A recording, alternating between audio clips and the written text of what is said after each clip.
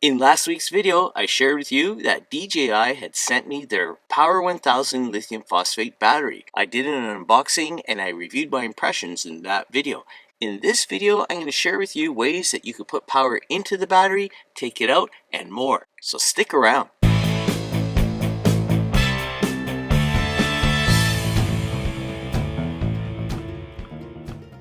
Hey, welcome to Cheaper TV. I'm Dino, your host. Glad to see you here.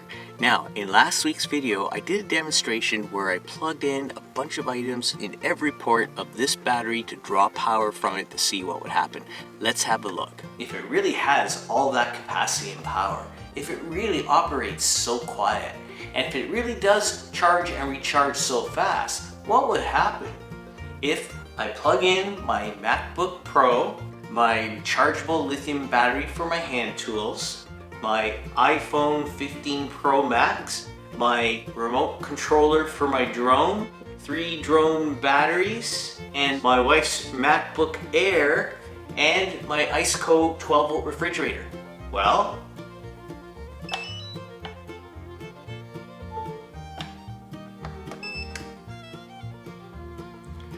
okay, so I've got laptop charging, tools battery charging, my iPhone charging, the drone controller charging, drone battery charging, my wife's MacBook Air charging, the fridge is running, and it's only using about 270 watts.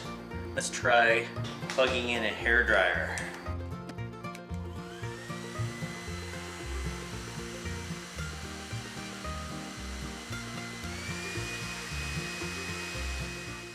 So even with the hairdryer put on high fan speed and high heat, there's still room left on this battery to power other items, maybe a coffee maker.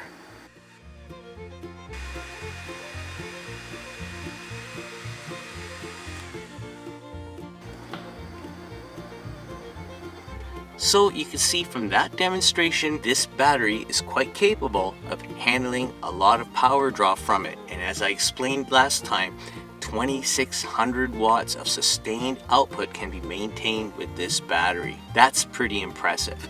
Now, what are the realistic types of uses of a battery like this?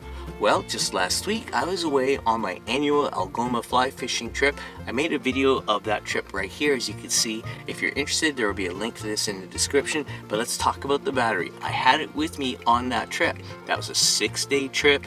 We were off on Crown land, just camping, and all I had to do was power my 12-volt fridge, and there were 6 of us, and we kept our cameras charged up, I kept my drone charged up, and I didn't run out of capacity over the 6-day trip. Now, the DJI Power 1000 has enough capacity for that type of trip. So if you were going to be doing excursions like that, weekend warrior type things, or even as I demonstrated, a week-long excursion, you could just get this battery and be all set. But what are the different ways that I can put power into this battery so that I have the capacity that I need? And as I explained, there's ample power in here to power different types of devices. Well, let's have a look at the first, the easiest, and most obvious way that you could put power into this battery. Number one is just by plugging it into an AC power source, like when you're at home, or if you're on the road and you stopped at a coffee shop, you could just use the AC power cord, plug it into the battery, and it'll charge up very quickly. Now, if the battery was drained all the way to zero, you can have this 1024 watt-hour battery completely charged up in 1 hour and 10 minutes. That's not bad. That's like, you could stop for lunch and have this battery charged right up. Or if you're just packing, ready to go on a trip, you could get this plugged in and finish your packing, and by the time you're done, this is ready to go. 1024 watt hours ready to go. So that's impressive. But what about if you're on your trip and you don't have access to an AC power supply, and you're leaving from one campsite and driving now to the next destination, and say you've used up 15% of the capacity of this battery? Well, you could get yourself this adapter right here, where one end plugs into the battery and the other end plugs into your cigarette lighter socket. Let's have a look.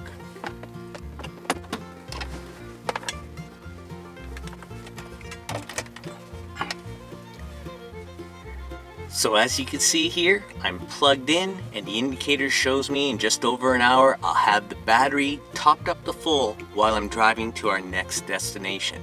So that's pretty good. So when I get to the next campsite, I'll have 100% juice in here. That's 1024 watt hours, and that's gonna last me quite a while. That is pretty good. You wouldn't even need a solar panel in that scenario. And depending on the type of traveling you're doing, if you're moving on from destination to destination on a cross-country trip, this type of method of repowering this battery may be the only method you need.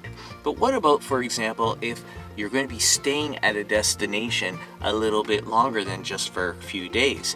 And what about if you have a lot of draw on this battery for your needs?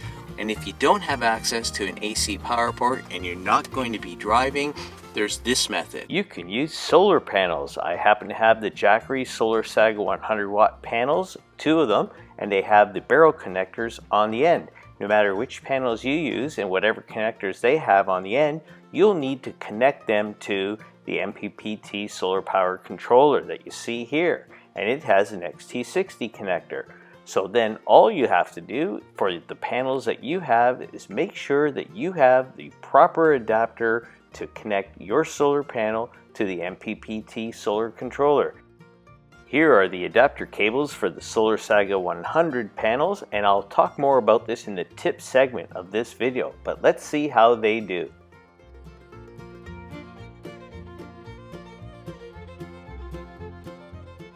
Not too bad. I'm pulling in 137 watts of input power and it'll top up the remaining 15% in 65 minutes. So you can see from just using solar panels, you could keep this battery topped up while you're camping in your Jeep. That's pretty impressive. So now that we've talked about ways you could put the power in, what are the more realistic ways that you're going to be taking the power out when you're using this type of battery when you're camping with your Jeep? Well, of course, the charging up of your phones or your cameras is an obvious use of this type of battery. Also, a lot of people have started using the 12-volt refrigerators. It's a very effective way and efficient way to keep your food cool. Sometimes people are using USB lights and USB fans, but one way that I'm seeing people increasingly use is they're using these types of batteries to power coffee makers and convection stovetops. Now I'm going to be trying those latter two in a few upcoming videos, so if you haven't subscribed to the channel already, make sure you do by clicking on the subscribe button and the alert bell so you'll be notified when the next video is released. In this video's tip segment, I want to share with you how you can use any solar panel you already have to connect to this battery. Now for some cheaper Jeeper tips. Now, this is the mppt solar power controller, which you can bolt on to the end of the battery. If you're going to be using it all the time, it'll be handy just to have it in place. But if you're not using it all the time, you don't want to have it with you all the time, you don't have to. You could just sit up top here and be plugged into the battery, waiting for your solar panels to be plugged in. And you could put 2 of these on this battery. I have this one. Just this one allows me to put in up to 400 watts of power. Of course, you will need adapters for whichever type of solar panel you have to connect to the mppt solar power controller. Now there are different solar panels, you all have different ones out there, so you can get an adapter that would help your panel work with this system. For example, I have the DJI 100 Solar Saga solar panels, and I found online these cables right here. You can get them longer or shorter. I got this length because it just gives me a little more length for my solar panels so they could be out in the sun and I can keep the battery and everything in the shade. So there's the barrel connector for my DJI 100 Solar Saga solar panels. And then this is the XT60 connector that goes into this mppt solar power controller. Now, you would think that this is the male connection and it just plugs into the port here, and that's the female connection. But actually, when you look closely, there's 2 pins in there and there's 2 holes here, which makes this actually the male connector and this end is a female connector. It's just that there's a sleeve over the holes to guide over the pins, so it could be confusing.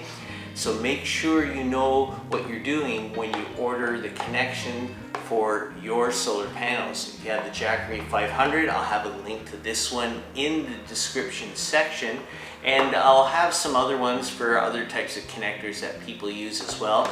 But just be careful, because just because this protrusion sticks out here, you would think, okay, therefore this is the male connector, it plugs into this slot over here, so this is the female, but that's not right. The holes in here receive the pins in there, so this is actually a female end. So I almost got fooled when I ordered, and I could have ordered the wrong cables, but these are the ones that work as I've demonstrated. This thing's a beast. It's awesome. The size of it is not too big, and it's big enough. It's more than big enough. So I'm going to consider now using some more powerful items like a coffee maker, maybe an espresso machine, maybe a conductive stove top, but I have to use them first before I can tell you how it works. So make sure you subscribe, click the alert bell so you don't miss any of my videos that come up. So that's it. I hope you found the video helpful. If you did, how about giving it a thumbs up, share it with your friends, put a comment in the comment section below, and I look forward to seeing you in the next video. Till next time, I'm Dino for Cheaper Jeeper TV. Be well, stay safe, take care.